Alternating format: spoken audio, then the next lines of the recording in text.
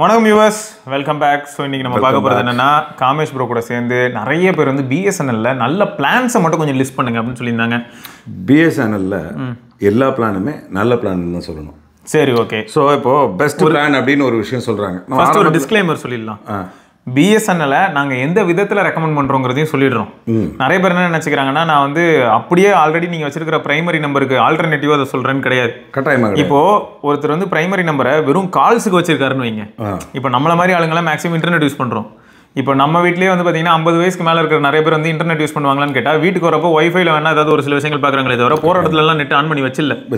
So அவங்களுக்கெல்லாம் வந்து இது பெஸ்ட்டாக இருக்கிறதுக்கான வாய்ப்பு இருக்குது. ப்ளஸ் நம்ம ஃப்ரெண்ட்ஸே ஒரு சிலர் கமெண்ட் செக்ஷனில் என்ன போடுறாங்கன்னா, நான் ஆஃபீஸ்லேருந்து வீட்டிலேருந்து ஆஃபீஸ் ட்ராவல் பண்ணுற கேப்பில் தான் ப்ரோ இன்டர்நெட் இல்லாமல் கொஞ்சம் நிம்மதியாக இருக்கேன், அந்த இடத்துலயும் இன்டர்நெட் ஆன் பண்ணணும்னு நான் நினைக்கல அப்படின்னு சொல்றவங்களுக்கு எப்படியும் இன்னும் 2-3 மாசத்துல அதுலயும் 4G வந்துடும். அதுலயும் நிறைய வீடியோஸ் நம்ம இது பாத்தீங்களா இல்லையா? இது 4G வரது இருக்கட்டும், அவங்க அந்த நான் ஸ்டாண்ட் அலோன் 5G தான் ஃபர்ஸ்ட் ட்ரை பண்ண போறாங்க போல.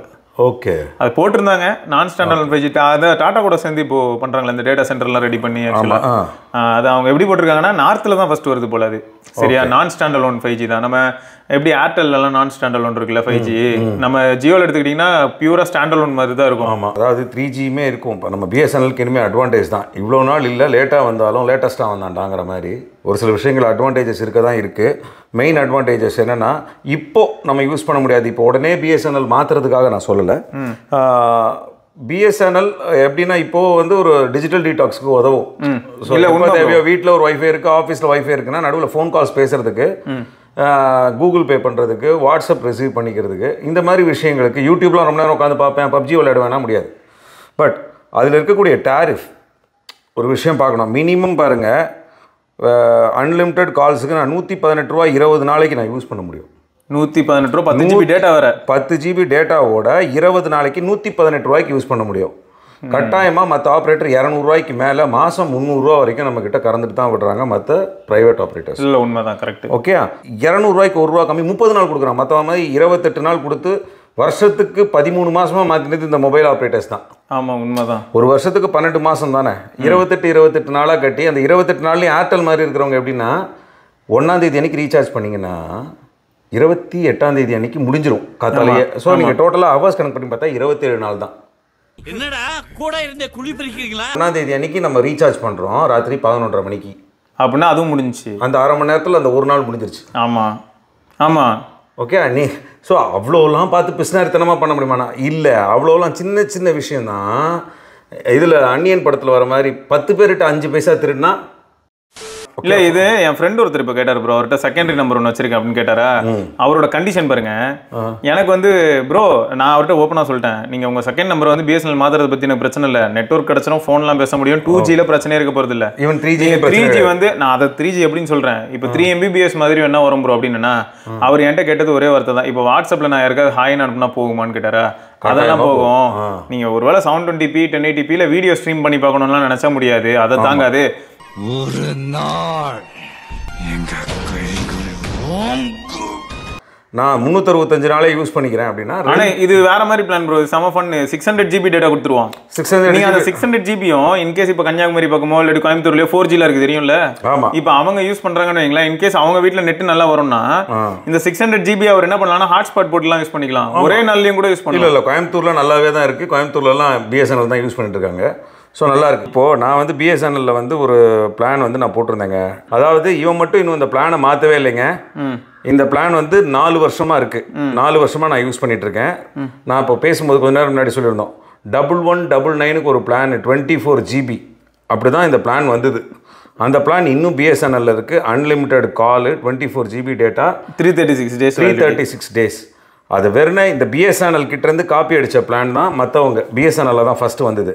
அந்த பிளானை இன்னைக்கு வந்து எவ்வளோ ரூபா ஏற்றிருக்காங்கன்னு பாருங்க.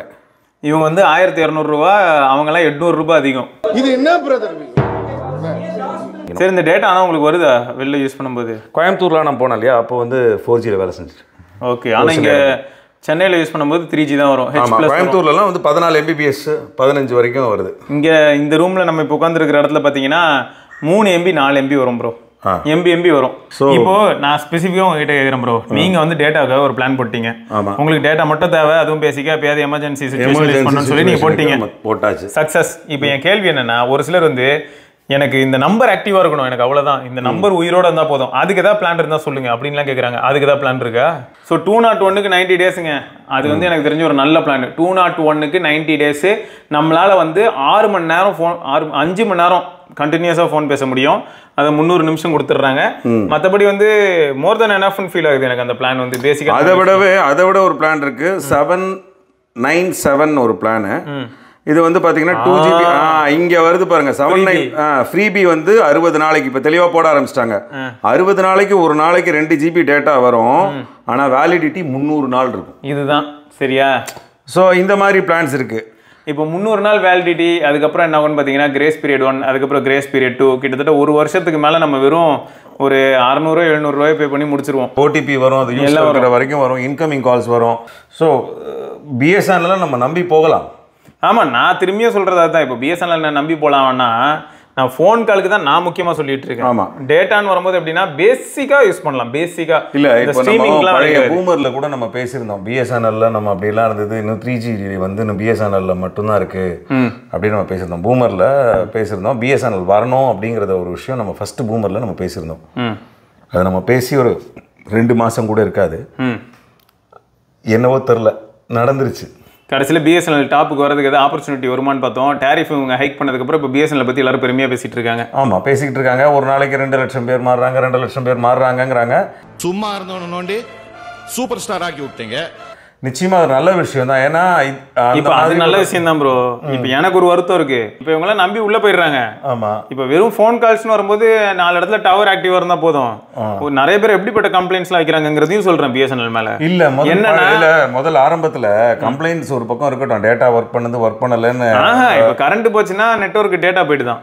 அப்படி பார்த்தா ஜியோவுமே அப்படிதாங்க ஆகுது. சரி, ஜியோ ஆகிட்டு போகுது. நான் என்ன கேட்குறேன், ஜியோ ஒரு டுபாகூரா இருக்கட்டும், ஃப்ரீன்னு சொல்லி கொடுத்து ஒரே ஏமாத்தினவனா கூட இருக்கட்டும், அவன் இருக்கிறான்றதுக்காக பிஎஸ்என்எல் இருக்கணுமா? இது ஒரு கவர்மெண்ட் பாடி. ஏங்க, கரண்ட் போச்சுன்னா டேட்டா தாங்க போகுது, கால் பேச முடியும். இதுல இது வேற ஒரு, அதாவது அட்வான்டேஜ் என்னன்னா கரண்ட் போனா டேட்டா தாங்க போகுதுன்னு. ஆமாங்க, நியாயமா இது? இல்ல, கம்பு சுத்துறதுன்னு முடிவாயாச்சுன்னா, ஓ நீ அப்படி வரீங்க. ஆமா, நம்ம வந்து பிஎஸ்என்எல் சப்போர்ட் பண்றதுன்னு முடிவு பண்ணிட்டோம்னா நல்லா சுத்துவோம். சரி, இதெல்லாம் இருக்கட்டும். இப்போ என்ன பிரச்சனைனா, பிஎஸ்என்எல் கிட்ட ஒரு சில குறைகள் இருக்கு. ஒரு சிலர் என்ன சொல்றாங்கன்னா, இப்போ என்ன சொல்ல வரேன்னா, பிஎஸ்என்எல் கிட்ட குறைகள் இருக்கு. ஏர்டெல் இல்லையா? ஏர்டெல்ல இருக்கு. ஜியோல இல்லையா? இருக்கு. விவோ இது வோடாஃபோன்ல இல்லையா? வோடாஃபோன்ல இருக்கு. எல்லாத்துலயும் இருக்கு இல்லையா? இருக்கு. ஆனா பிஎஸ்என்எல்ல நிறைய இருக்கு. இருக்கட்டுமா? இதுல இந்த பேச்சுக்கு ஒரு விஷயம் தெளிவா, நாம இந்தியன்ஸ் இல்ல, இது போதும், இந்த இந்தியன்லாம் போதுங்க. இந்தியன் 2 வந்துருச்சு, பொறுங்க.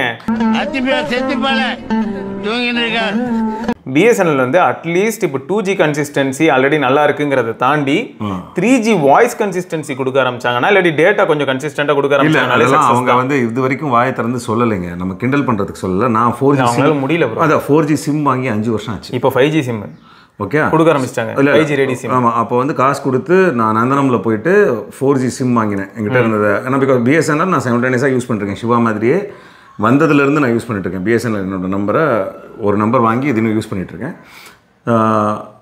அது 4G ஆகும் அப்படின்னு நம்பலாம். ஏன்னா இவ்வளோ நாள் வந்து அவங்க சரியாக பதில் சொல்லலை. இப்போ இந்த தடவை நான் போன போது, நாங்கள் இந்த டிசம்பருக்குள்ளே கட்டாயமாக இது பண்ணிவிடுவோம், செப்டம்பர் அக்டோபரில் சென்னையில் நாங்கள் 4G கொடுத்துருவோங்கிறத சொன்னது வந்து ரொம்ப நம்பிக்கையோடு சொன்னாங்க.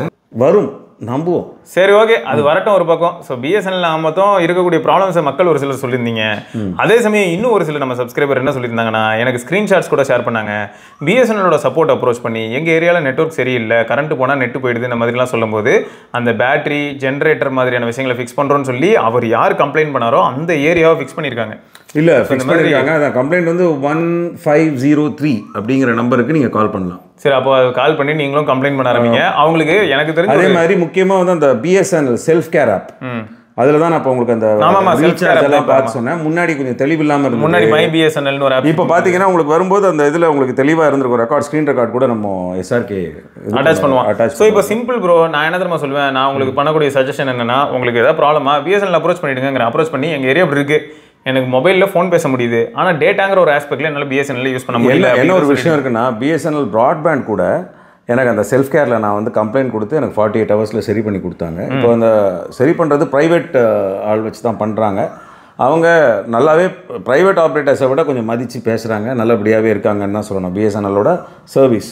ஸோ நான் எனக்கு அப்படி நடந்திருக்கு, உங்களுக்கு எப்படி அப்படிங்கிறத கமெண்ட்டில் சொல்லுங்கள். ஆமாம், ஒரு விஷயத்த நம்ம பழகிருக்கோங்க. 2Gயில் இருந்தபோது ஃபோன் மட்டும் தான் பேசிகிட்டு இருந்தோம், எஸ்எம்எஸ் பண்ணிகிட்டு இருந்தோம், வாட்ஸ்அப் வந்தது. இப்போ இந்த ரீல்ஸ் எல்லாம் பார்க்க ஆரம்பிச்சதுக்கப்புறமா குடும்பத்துக்கான டயத்தை நம்ம ஒதுக்காமல் விட்டோம். கரெக்ட். பிஎஸ்என்எலுக்கு மாறுங்க. ஓகே, நீங்களே நினச்சாலும் ரீல்ஸு யூடியூப்லாம் பார்க்க முடியாது. அப்படி சொல்லுறீங்க. ஆட்டோமேட்டிக்காக குடும்பத்துக்கான டயத்தை நீங்கள் ஒதுக்குவீங்க.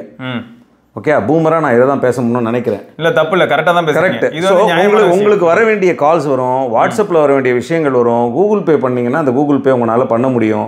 அதெல்லாம் பேசிக் நீட்ஸ். இது எதுக்குன்னா நம்ம குடும்பத்துக்கு நேரம் ஒதுக்குறதுக்கு பிஎஸ்என்எல் சிம்பாங்க. நல்லா இருக்குல்ல ப்ரோ? ஆமாம், நாட்டுக்கும் நீங்கள் வந்து ஒரு சில வகையில் வந்து கான்ட்ரிபியூட் பண்ணுறீங்க, வீட்டுக்கும் கான்ட்ரிபியூட் பண்ணுறீங்க. ஆமாம், ஓகே. ஸோ எவ்வளோ நல்ல விஷயம். ஆமாம், உங்கள் காசையும் கம்மியாக செலவு பண்ணுறீங்க. ஆமாம் ஆமாம், பிஎஸ்என்எல் கம்மியாக தான் செலவு பண்ணுறீங்க இல்லையா? சொல்கிறோம், கேட்குறோம், கேளுங்க. பிரச்சனையும் இல்லை. காமேஷ் ப்ரோ அட்ரஸ் வந்து கீழே வந்து டிஸ்கிரிப்ஷன்லையும் அப்புறம் நான் கமெண்ட்லையும் பின் பண்ணி வச்சிடுறேன். வேறு ஏதாவது உங்களுக்கு டவுட்ஸ் இருந்ததுனாலும் நீங்கள் தாராளமாக ஒரு நேரில் போய் பார்த்து உங்களுக்கு என்ன கொடுக்கணும்னு தோணுதோ கொடுத்து வாங்கிக்கலாம். என்ன ப்ரோ? ரீசார்ஜ் பண்ணி கொடுப்பாரு.